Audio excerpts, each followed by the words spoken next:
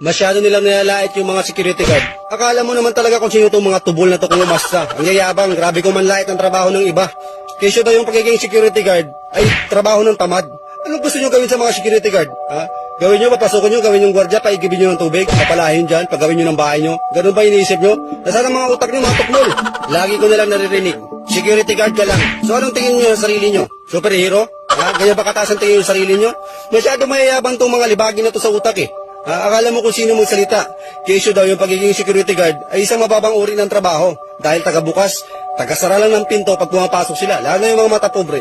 Hindi nyo kasi na-appreciate yung trabaho ng mga security guard. Ang yayabang kasi ng tingin yung sarili nyo, masyado kayong mataas. Hindi nyo na-appreciate yung mga security guard, napakadelikadong trabaho niyan. Buhay ang kapalit niyan.